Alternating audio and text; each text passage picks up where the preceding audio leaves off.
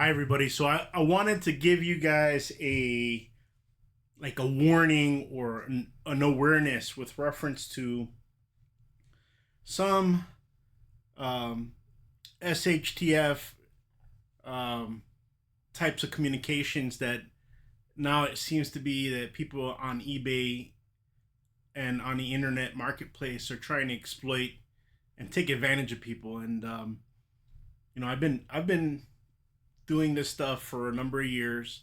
I have purchased IDEN equipment because I actually subscribed to IDEN systems and Nextel systems when it was a thing, and I just kept those systems going.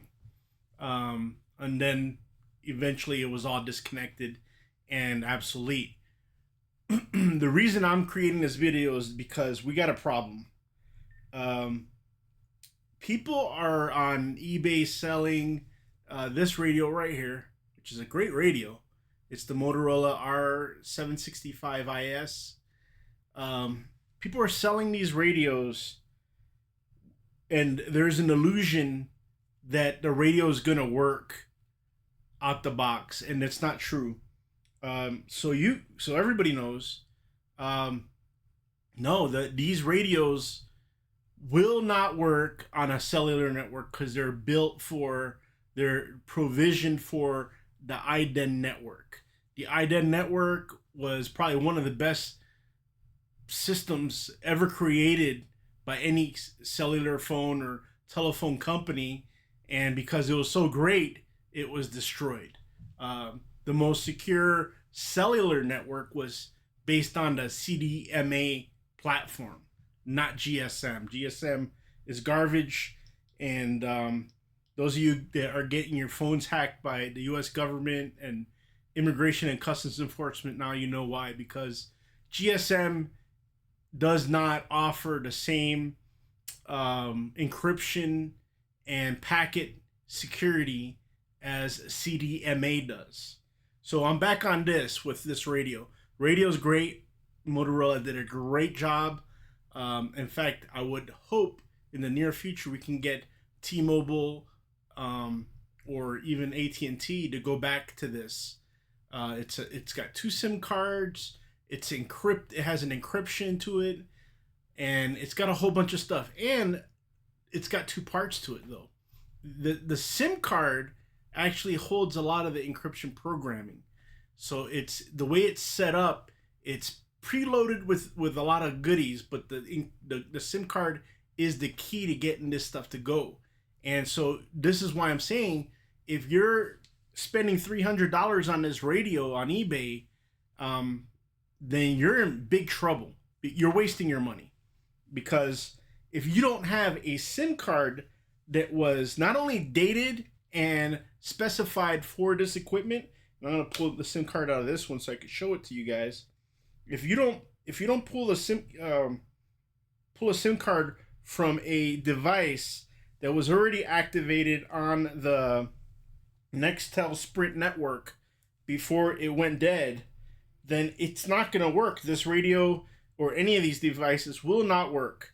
And so that's it's kind of hard to get it off now here. Okay, there we go. All right, so this is a brand new radio, so it's kind of stiff pretty much. It's probably been sitting in storage for about 10 or 20 years before I purchased it. I actually purchased this on eBay.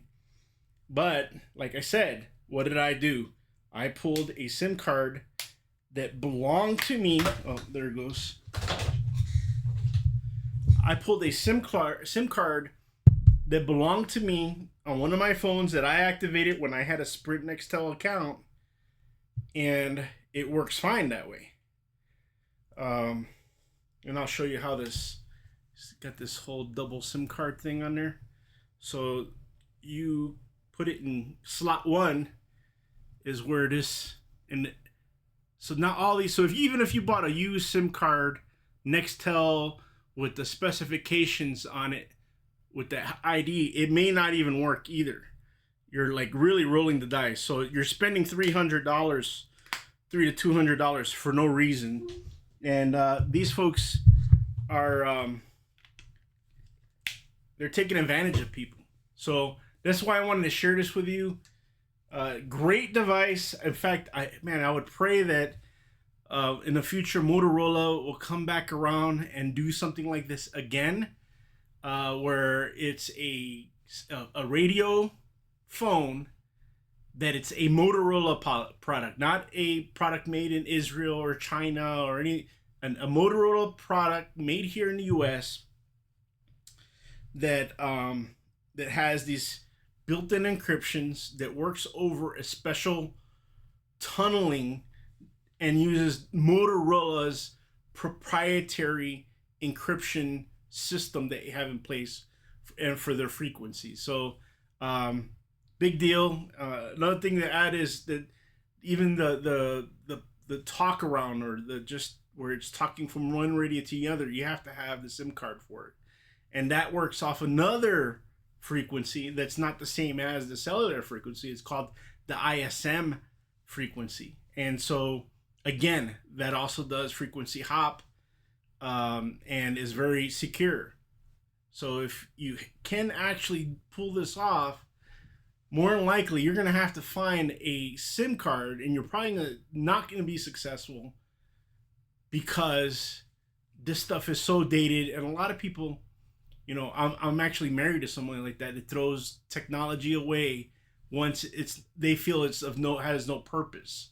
And I'm the pack rat, or the person that keeps his stuff and says maybe I can use it for a rainy day. This I will use, and I am using for a rainy day. In fact, it's raining now. So push to talk networks now are based off of the voice over internet protocol. And if the cell phone towers go down, you still don't have a basic walkie-talkie communication between two radios, where it's secure. GMRS, UMS, all these different ham radio, that's great. But if you just want something right out the box, and less people are likely to hear what you're talking about unless they have the same device and that they have the same type of SIM card, they're not going to be hearing you. But I got to share this with you guys because I seen 3 or 4 posts on eBay, and they're asking $300-400 for this exact same radio. I actually bought this radio on eBay not too long ago. It costs, I got a whole cradle package connection for the vehicle and all that for less than $50. So that's why I keep saying there's a problem here, and we need to bring this up and let everybody know. Share the wealth. Just out of your curiosity, if you want to buy one and lose $50, that's one thing, but losing $300 and then not being able to return it, or it being a paperweight as a result of you not having the things to make it work, it's just a waste, folks. So it's worth sharing this with you, and let me know. Share your comments.